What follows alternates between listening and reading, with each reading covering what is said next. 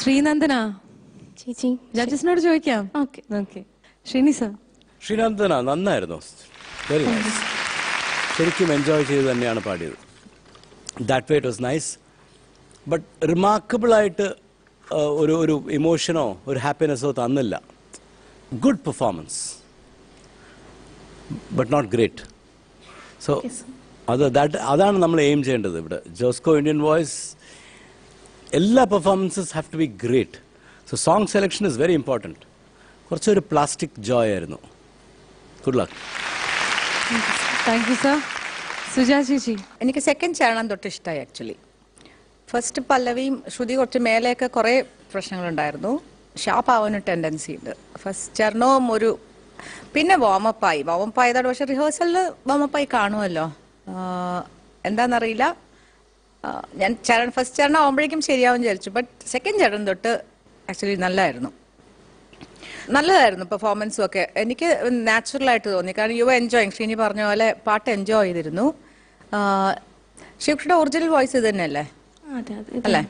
നല്ല വോയിസ് ആണ് കേട്ടോ. ഉജ്ജയിനിയുടെ എന്തോ ഒരു സിമിലാരിറ്റി തോന്നി എവിടെയൊക്കെയോ വോയിസിന് ചില ഏരിയാസിൽ. പക്ഷെ കുറച്ചും കൂടെ നോട്ട്സും ഇതൊക്കെ ഒന്ന് കോൺസെൻട്രേറ്റ് ചെയ്യണം. താങ്ക് യു ചേച്ചി. ശരത് സർ. ഒന്നും സംഭവിച്ചില്ല. എന്തെങ്കിലുമൊക്കെ ആകെ സംഭവിച്ച അവസാനം പൊട്ടിയ ആ വെടിയാണ്. അത് മോക്ക് വളരെ ഇഷ്ടമാണെന്ന് തോന്നുന്നല്ലേ? അല്ലേ? ഇഷ്ടമല്ല? പൂരത്തിനൊന്നും പോയിട്ടില്ല? ഞാൻ അങ്ങനെ പോവാറില്ല, അമ്പലത്തിലേക്കൊന്നും പോവാറില്ല. ഈ വെടി മേടിച്ചിട്ടാ? എന്റെ അമ്മച്ചി. ഞാനും അതെ. എനിക്ക് ഭയങ്കര പേടിയാ. ആണോ? ഒരു പക്ഷെ ഫിനാലയിൽ എത്തിയാലോ അവിടെ ഓരോ പേര് അനൗൺസ് ചെയ്യുമ്പോൾ അവർ ഓരോ വെടി പൊട്ടും. ഞാൻ പേടിച്ചിട്ടുണ്ട്. എനിക്ക് സത്യം പറയാം.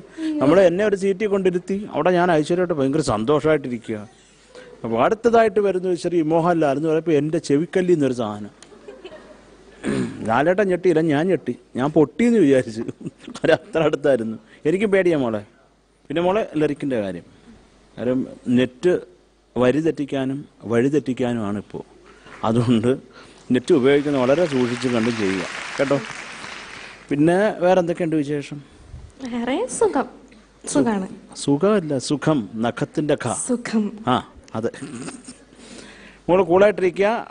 കുറേ കൂടെ എന്താ പറയണ്ട, ഇങ്ങ് എത്തിയില്ല അത് കേട്ടോ മോളെ. അത് അടുത്തോട്ടം ശരിയായിക്കൊള്ളാം. അടുത്താണ് ശരി. All the best.